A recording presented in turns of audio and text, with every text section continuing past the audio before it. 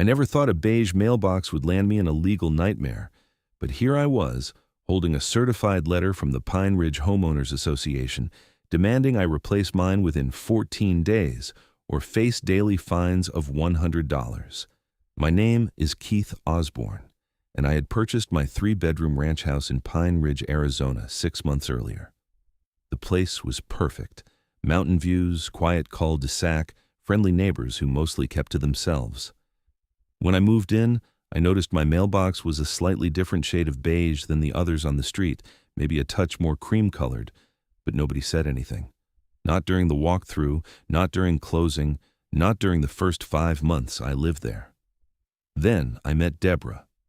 Deborah Harrison was the HOA president, a 48-year-old woman with an asymmetrical blonde bob that looked like she demanded to speak to the stylist's manager halfway through the cut. She drove a white Lexus SUV with a Live Laugh Love bumper sticker and walked her miniature poodle every morning at exactly 7 a.m., clipboard in hand, documenting every microscopic violation she could find in our neighborhood of 60 homes. I opened the violation notice on a Tuesday afternoon in March, standing in my driveway after work. The letter was printed on official-looking letterhead with the Pine Ridge HOA logo, a ridiculous design featuring a pine tree that looked more like a Christmas decoration than actual Arizona flora. Violation notice, unapproved mailbox color. Section 7.3 of the Pine Ridge Covenants, Conditions, and Restrictions requires all mailboxes to be desert sand, bare paint code N2802. Your mailbox appears to be almond cream or similar non-compliant color. You have 14 days from receipt of this notice to remedy this violation or face fines of $100 per day. I read it 3 times, thinking it had to be a joke. $100 a day over a mailbox that was barely distinguishable from the approved color? I walked down my driveway and looked at my neighbor's mailbox, then mine, then back again. You would need a paint swatch and perfect lighting to tell the difference. That evening, I called the number listed on the violation notice. A bored-sounding woman answered on the 5th ring. Pine Ridge HOA, this is Sandra. Hi, this is Keith Osbourne, 2847 Sage Creek Drive. I received a violation notice today about my mailbox color, and I think there might be a mistake. Hold, please. The line went silent for 2 full minutes. Mr. Osbourne, yes, I have your file here. What seems to be the problem? The mailbox was here when I bought the house.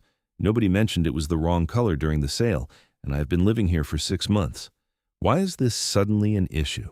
Sandra sighed like I had asked her to explain quantum physics. The violation was reported by President Harrison during her monthly neighborhood inspection. According to our records, the previous owner had an approved mailbox, so you must have replaced it. I did not replace anything. This is the exact same mailbox that was here when I moved in. Sir, that's not what our records show. You need to correct the violation within 14 days, or the fines will begin. Is there anything else I can help you with today? The fake cheerfulness in that last question made my jaw clench. Can I speak to Deborah Harrison directly? President Harrison doesn't take calls regarding violations.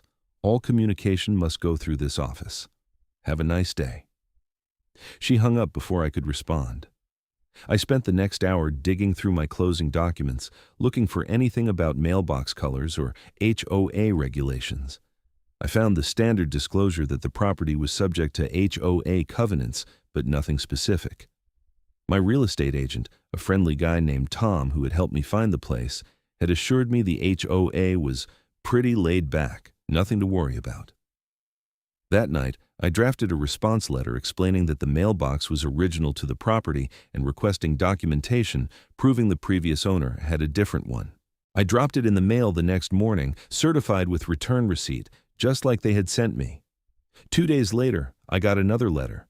This one informed me that my response had been reviewed and denied. The mailbox was non-compliant. Replace it or face fines, period. I was ready to just buy a new mailbox and eat the cost, maybe $150 for a decent one and another $50 to have it installed. Then, I had coffee with my neighbor, Bill, an older guy who had lived in Pine Ridge for 12 years. Deborah's been on a tear lately, Bill said, shaking his head as we sat on his back patio Saturday morning. She sent violation notices to half the street this month. Jim got one for having his trash cans visible from the street before 6 p.m. on trash day, even though the truck doesn't come until 7. The Martinez family got dinged because their kid's basketball hoop is allegedly 3 inches into the setback zone. She measured with a tape measure, Keith. A tape measure. This is insane, I said. What happened? You said she's been president for 2 years, right? Yeah, but she was never this bad until recently. I heard her husband left her last December, ran off with someone from his office. She has been spiraling ever since, taking it out on everyone in the neighborhood. The HOA board is supposed to keep her in check, but 2 of the 5 members are her friends, and the other 2 barely show up to meetings. It's basically her personal fiefdom now. Can't we vote her out? Bill laughed, but there was no humor in it. Elections are in November, and she controls who counts the votes. Last year, 3 people ran against her. She won by a landslide, even though I don't know a single person who admits to voting for her. The whole thing stinks, but nobody wants to rock the boat too hard because she will make your life hell. Trust me, I learned that the hard way when I complained about her rejecting my fence stain color. She spent the next 6 months finding every tiny violation she could on my property. I went home that afternoon angry and determined not to let this go. The principle mattered more than the money. I was not going to be bullied by some power-hungry HOA president with too much time on her hands. Monday morning, I called my attorney, Marcus Chen, who had handled my house purchase. Marcus was a sharp guy in his early 40s who specialized in real estate law and had a reputation for being thorough. "Keith, good to hear from you," Marcus said when his secretary put me through. "How's the new house treating you?" "Mostly great, except for the HOA sending me violation notices over my mailbox color." I explained the situation, and Marcus listened without interrupting. When I finished, he was quiet for a moment. "Forward me everything you have received from them, plus your closing documents and any HOA paperwork you got during the sale. I want to review the covenants they are citing." "You think I have a case to fight this?" "Maybe. HOAs have broad authority, but they have to follow their own rules and proper procedures. Let me see what we are working with, and I will call you back in a few days." I sent him everything that afternoon. Then I waited, growing more anxious as the 14-day deadline approached. I had 8 days left when Marcus called me back. "Keith, I need you to come to my office tomorrow if you can. I found something interesting." The next morning, I sat across from Marcus in his downtown Phoenix office, a modern space with floor-to-ceiling windows overlooking the city. He had a stack of documents spread across his desk, several pages flagged with sticky notes. "Tell me what you know about the Pine Ridge HOA's history," Marcus said, leaning back in his chair. "Not much. The neighborhood was built around 2008, right before the housing crash. I think there were some financial issues with the developer, but it eventually got completed." Marcus nodded. "That's the key right there. The developer was Sunrise Communities, and they went bankrupt in 2009 with about half the houses still unsold. The development sat in legal limbo for almost 2 years before a bank took over and finished it." "Okay, but what does that have to do with my mailbox?" "Everything." Marcus pulled out a document and turned it toward me. "This is a copy of the CC&Rs, the covenants, conditions, and restrictions that govern your neighborhood. According to Arizona law, these documents have to be properly recorded with the county recorder's office to be enforceable. That means they need to be filed officially, with all the correct signatures, notarizations, and legal descriptions. And I pulled the records from Maricopa County yesterday. Keith, the Pine Ridge CC&Rs were never properly recorded." I stared at him, not quite understanding. "What do you mean, never properly recorded?" "I mean the version the HOA is citing, the one with all these rules about mailbox colors and trash can visibility, was never filed with the county. What was filed is a preliminary draft from 2008 that the developer submitted before the bankruptcy. It is a bare-bones document, maybe 10 pages, that basically just establishes that an HOA would exist and gives some general parameters. All the specific restrictions, the paint colors, the landscaping rules, the architectural guidelines, none of that is in the recorded version." My heart started pounding. So the rules they are trying to enforce do not actually exist? Legally speaking, they might not be enforceable.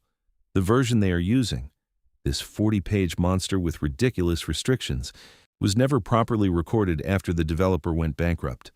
When the bank took over and finished the development, somebody should have filed updated CC and RS, but nobody did. They have been operating for years on documents that lack proper legal authority. How did nobody catch this before? Marcus shrugged.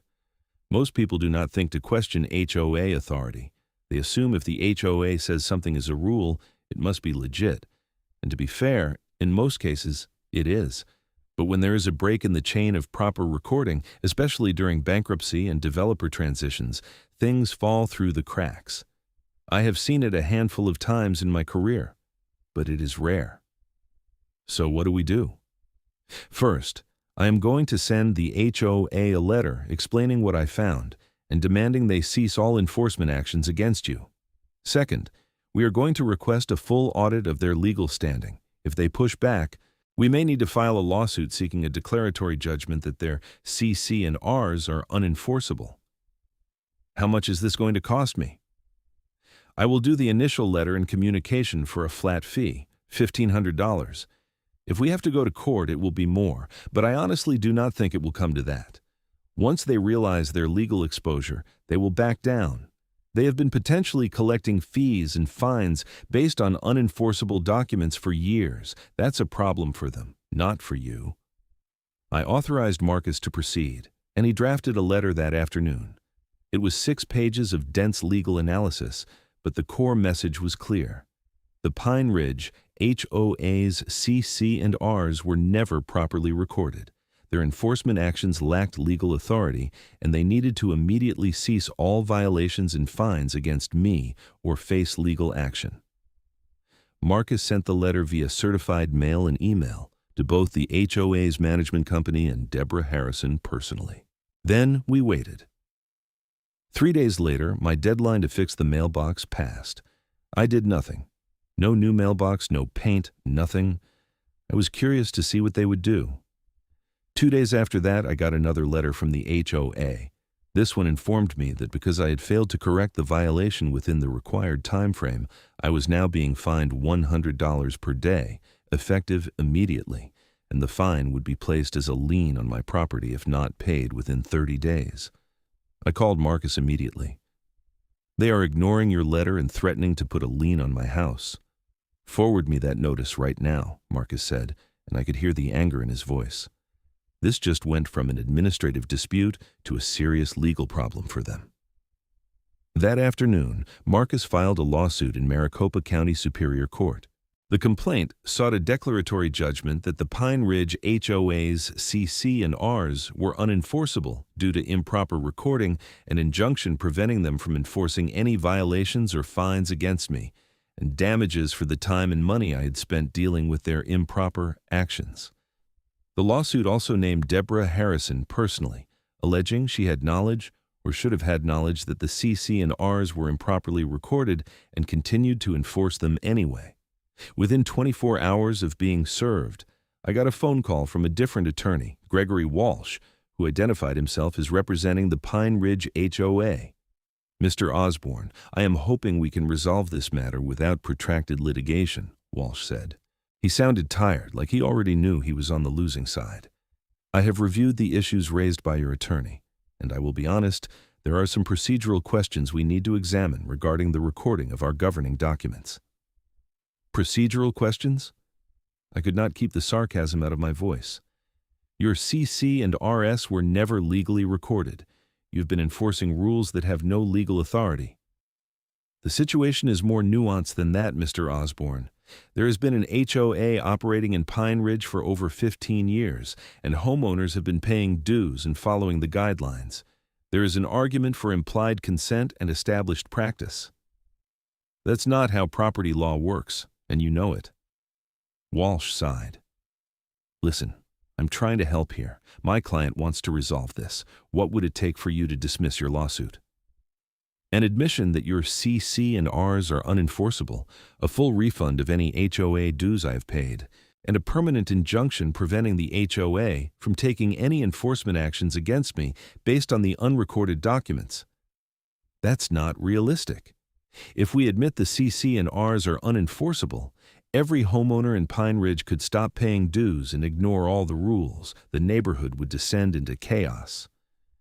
Maybe you should have thought of that before threatening to fine me $100 a day over a mailbox. The conversation ended without resolution. Over the next 2 weeks, Marcus and Walsh exchanged increasingly tense emails and letters. Walsh kept pushing for a settlement where I would agree to pay reduced fines and the lawsuit would go away. Marcus kept responding that we were not interested in settling anything short of a complete vindication. Meanwhile, word had gotten out in the neighborhood about my lawsuit. I started getting visits and calls from other homeowners who had been hit with violations or fines. Bill stopped by with a couple named Tom and Jennifer who lived 3 streets over. "Keith, we heard you were suing the HOA," Jennifer said when I invited them into my living room. "We got hit with a $5,000 fine last year because we repainted our house without getting pre-approval. We submitted the paint samples to Deborah, but she claimed she never received them. And by the time we proved we had sent them, she said the approval window had passed. We ended up paying the fine because we could not afford a lawyer. I got fined $1,500 because my front yard landscaping supposedly violated the desert-appropriate plant guidelines," Tom added. "The plants were literally the same species as the ones in Deborah's own yard, but she claimed mine were planted in an unapproved configuration. I am a postal worker, Keith. I could not afford to fight it. Over the next week, I heard from 17 different homeowners, all with similar stories of ridiculous violations, arbitrary enforcement, and fines they paid because they felt they had no choice. The amounts added up quickly.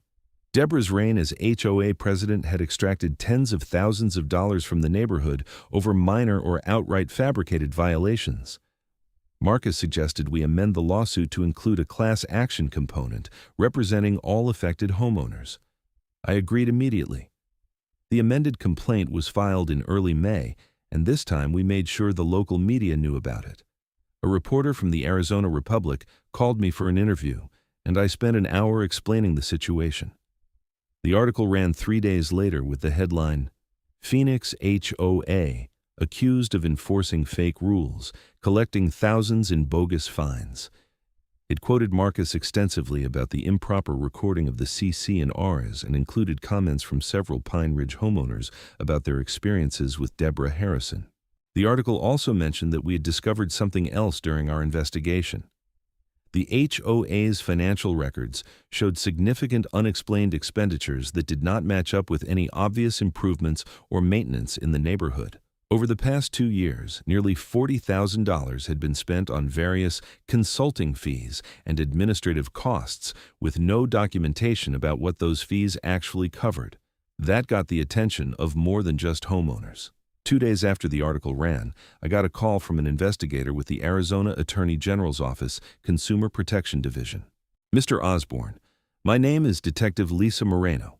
I'm calling about the allegations in the newspaper regarding the Pine Ridge Homeowners Association. We have opened an investigation based on possible consumer fraud and misappropriation of funds.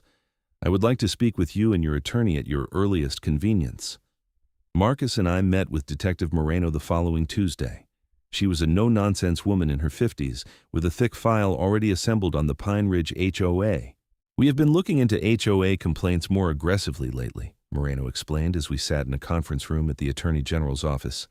"There has been a pattern statewide of HOAs abusing their authority, collecting improper fees, and in some cases, outright stealing from homeowners. Your situation caught our attention because of the recording issue with the CC and RS, but what really concerns me are these financial discrepancies." She spread out several pages of bank statements and expense reports. "Your HOA collects approximately $30,000 per year in dues from the 60 homes in your neighborhood. That money is supposed to go toward common area maintenance, insurance, management company fees, and legitimate administrative costs. But look at this." She pointed to a line item from March of the previous year. "Harrison Consulting Services, $4,000. Deborah Harrison was paying herself consulting fees?" I asked. "It appears so. And here, and here." Moreno pointed to similar entries going back 2 years. "We are seeing payments to Harrison Consulting Services, sometimes as much as $3,000 per month. There is no contract, no scope of work, no documentation of what services were provided. Additionally, there are payments to vendors that do not appear to exist. Desert Landscape Solutions received $12,000 over the past year, but we cannot find any business registered under that name in Arizona."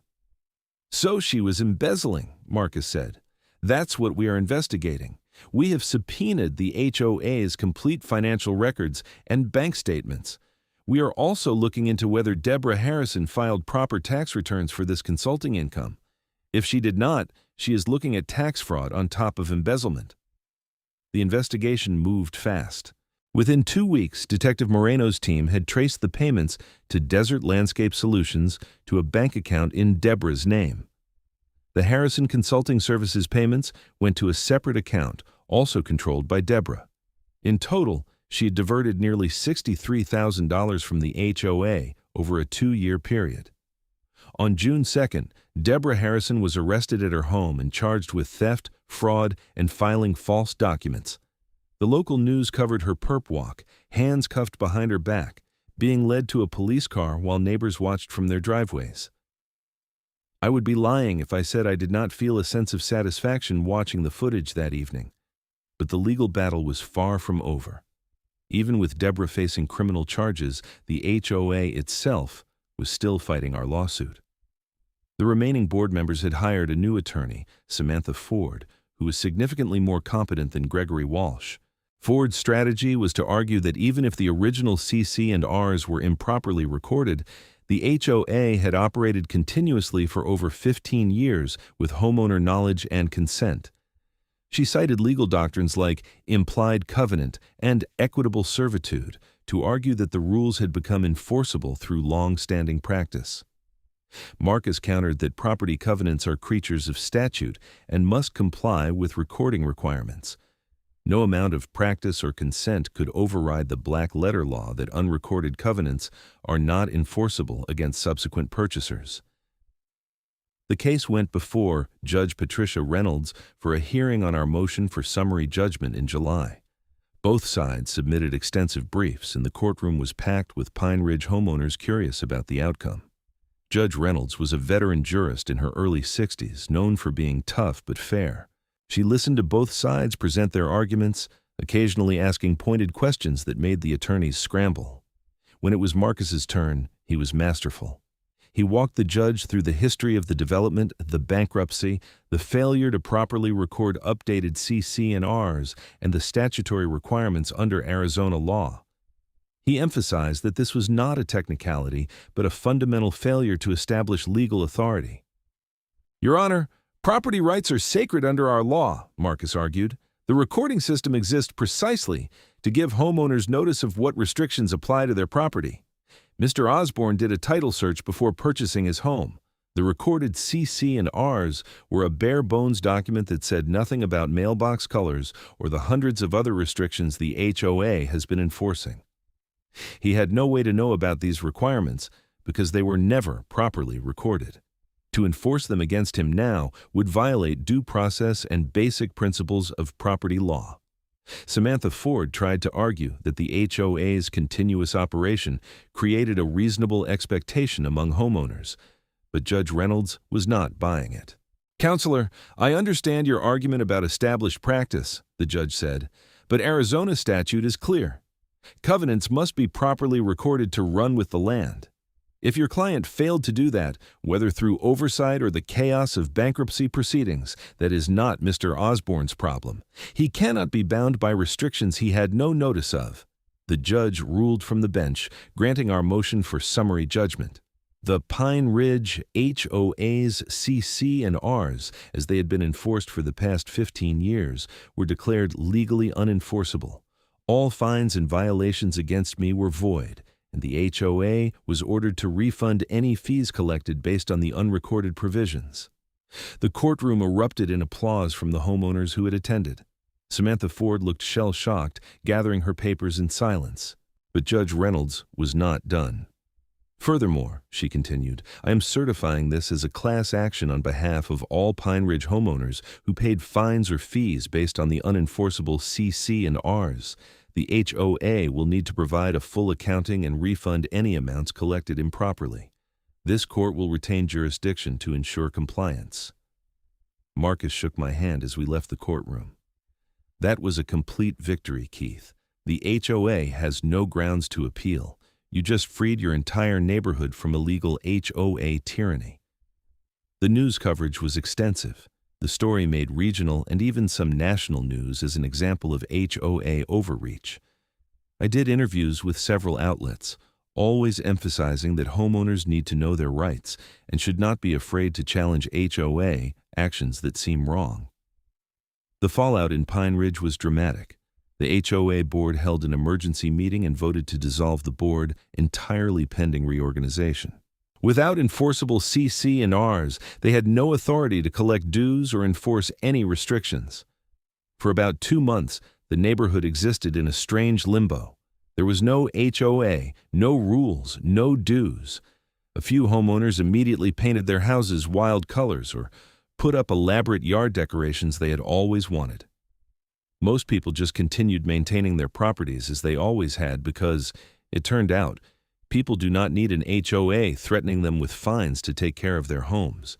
Then, in September, a group of homeowners started talking about creating a voluntary neighborhood association, one with properly recorded and reasonable covenants. They asked me to be involved in drafting the new documents. Marcus and I worked with the organizing committee to create a new set of CC and RS that were actually sensible. We focused on rules that preserved property values and community character without micromanaging every detail of people's lives. Things like no commercial businesses operating out of homes, no RVs parked in driveways permanently, maintaining front yards in reasonable condition. Nothing about specific paint colors or mailbox shades or the exact placement of basketball hoops. Most importantly, we built in strong protections against abuse. The board would have term limits, elections would be supervised by an independent third party, financial records would be audited annually by a CPA, and any fine over $100 would require a majority vote of the entire board, not just the president. The new CC and Rs were presented to all 60 homeowners for a vote in October. They passed with 53 votes in favor, 3 against, and 4 abstaining.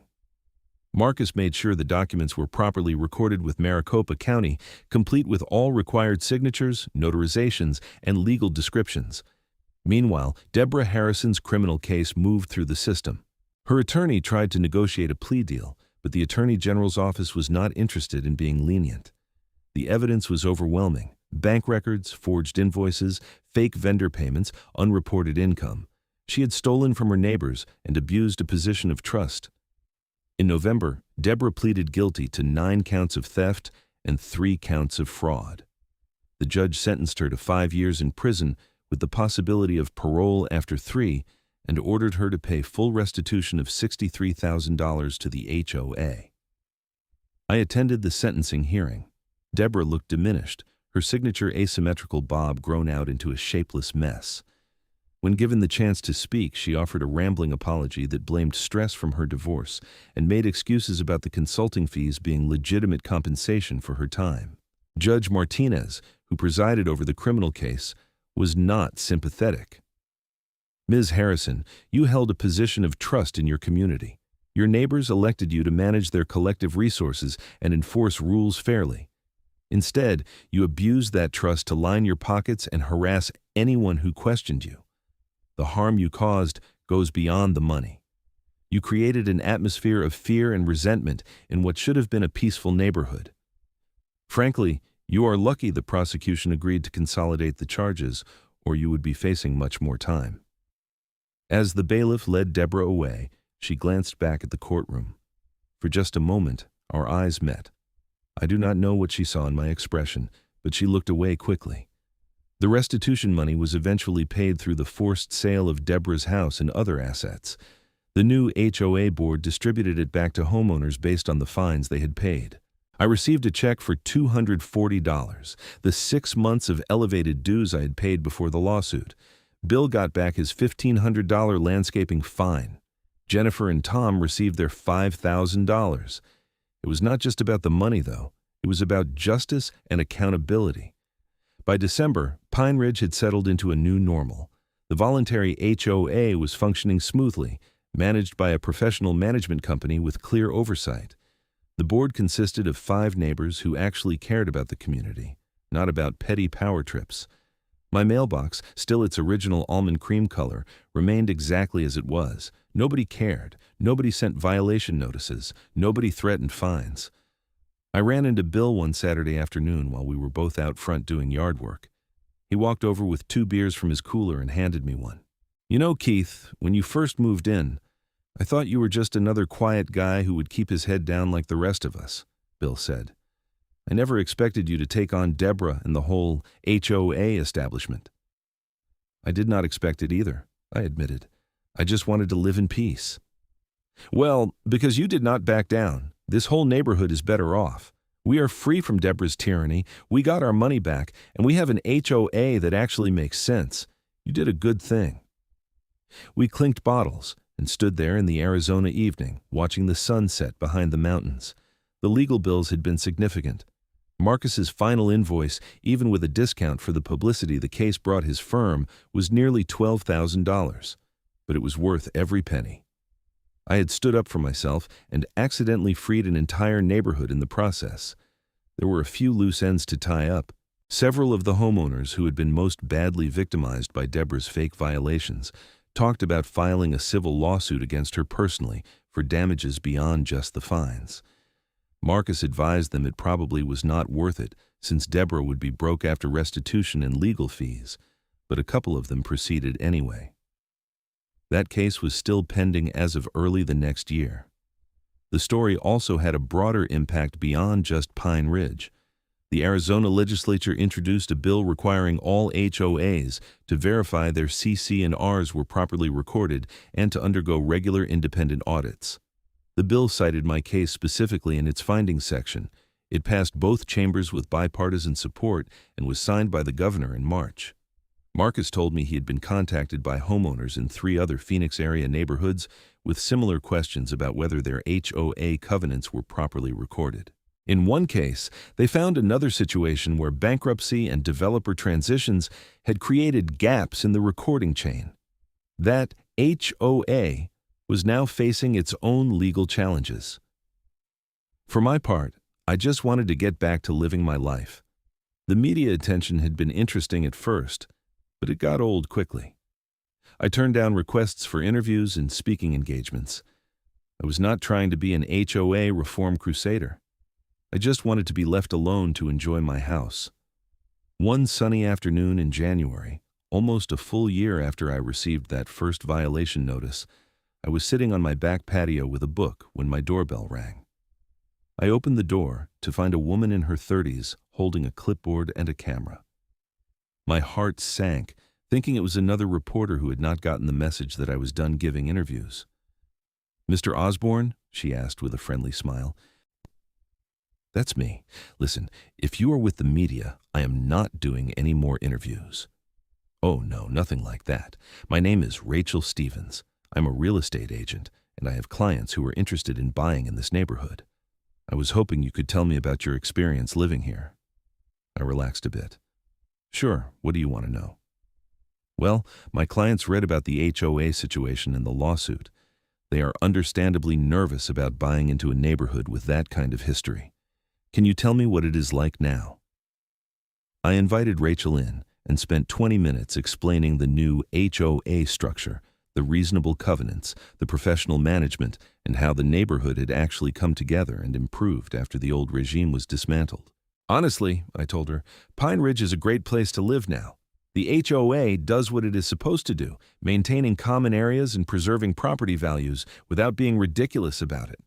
Your clients would be lucky to find a house here." Rachel thanked me and left. I hoped she would bring buyers who would appreciate what we had built.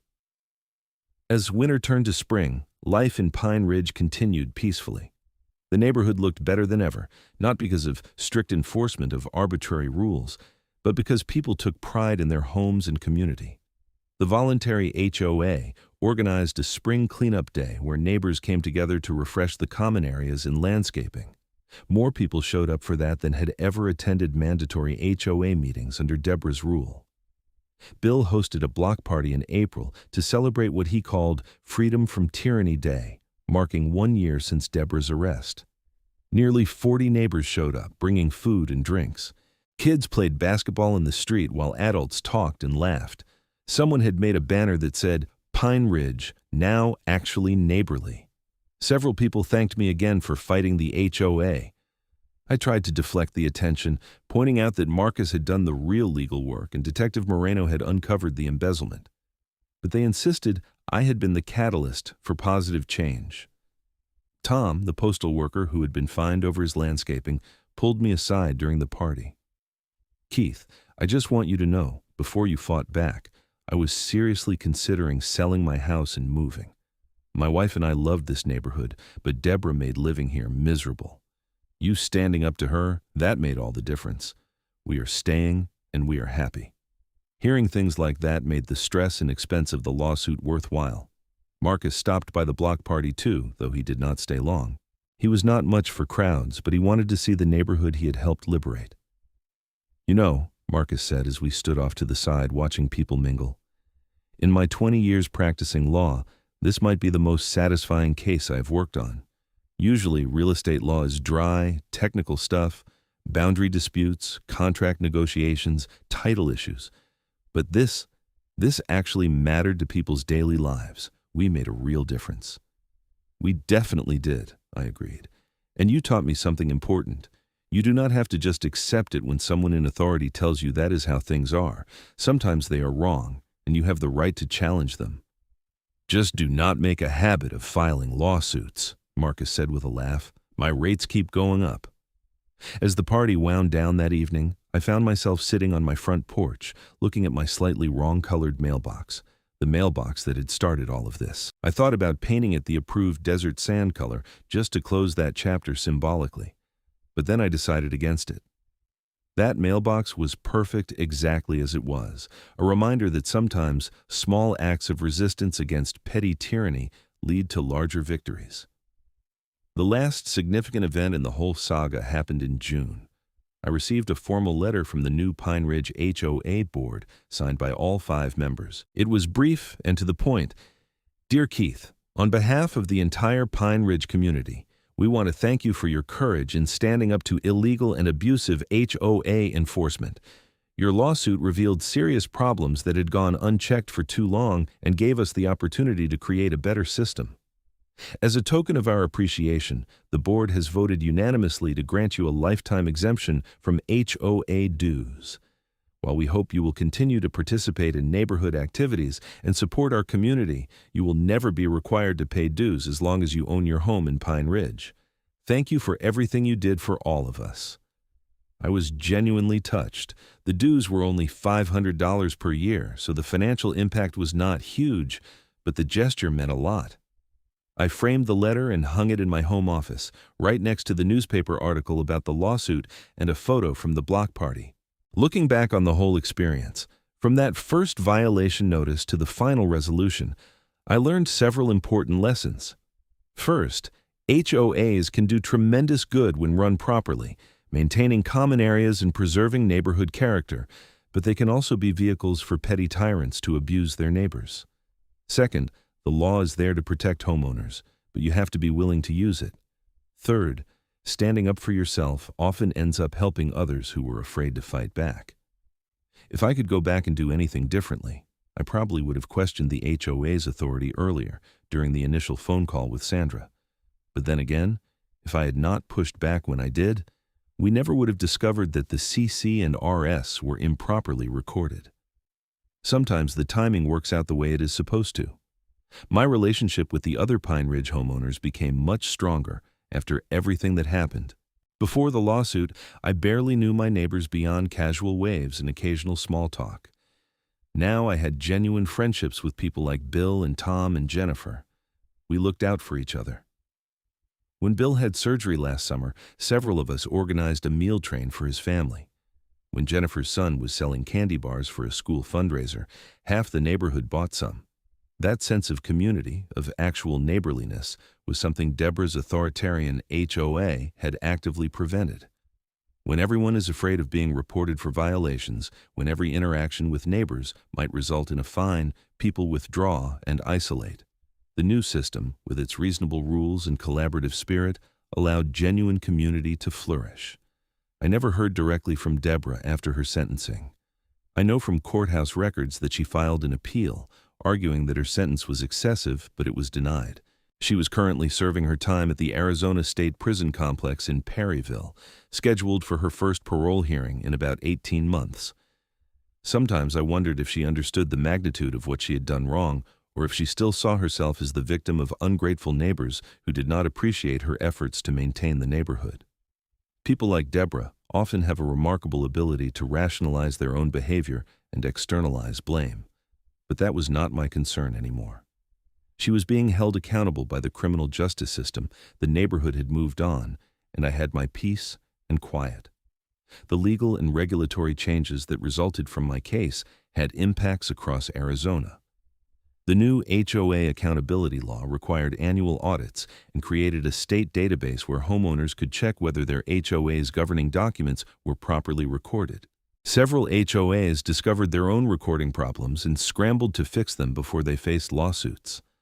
The law also made it easier for homeowners to challenge improper fines and created a streamlined dispute resolution process. Marcus wrote an article about the case for the Arizona Bar Journal, detailing the legal issues and offering guidance for other attorneys who might encounter similar situations. The article was picked up by several national real estate law publications. Marcus said it had been great for his practice, bringing in new clients with complex HOA disputes. As for me, I was just happy to be living in my house without harassment. I kept my lawn maintained, not because anyone was threatening to find me, but because I took pride in my property. I painted my front door a nice slate blue, a color I liked. Nobody sent me a violation notice. I planted some new desert plants in my front yard, choosing varieties that were both drought-tolerant and attractive. Nobody measured setbacks or complained about unapproved species. This was what homeownership was supposed to feel like, the freedom to make reasonable choices about your own property while being a good neighbor and contributing to the community. On a warm evening in late September, almost 2 full years after I had received that first violation notice about my mailbox, I was watering my front yard plants when a moving truck pulled up to the house across the street. A young couple got out, looking excited and a little overwhelmed. I walked over to introduce myself. "Hi, I am Keith. Welcome to Pine Ridge." The husband shook my hand enthusiastically. "Thanks, I am David, and this is my wife, Sarah. We are so excited to be here. This is our first house." "Congratulations. It's a great neighborhood. If you need anything or have questions, just let me know." Sarah looked relieved. "Actually, we read online about some HOA drama a while back. Is that all resolved? We were a little worried when we saw the articles." I smiled. "It is completely resolved. We have a new HOA that is very reasonable. You will get the information packet from them in the next week or so. The dues are $500 a year, which covers common area maintenance and insurance. The rules are basic common sense stuff. You will be fine." David nodded, looking reassured. "That's great. Our realtor said the same thing, but it is good to hear from someone who actually lives here." As I walked back to my house, I felt satisfied. New families were moving into Pine Ridge, attracted by the neighborhood rather than scared away by it. Property values had actually increased over the past year, contrary to what some people predicted would happen without strict HOA enforcement. It turned out that people wanted to live in neighborhoods with reasonable rules and good community spirit, not in places run by tyrants with tape measures and clipboards. My mailbox, still its original almond cream color, stood at the end of my driveway like a monument to the principle that sometimes the smallest things are worth fighting for. Not because the mailbox color actually mattered, but because the right to be free from arbitrary and illegal enforcement did. I never repainted it, and I never will. And I fought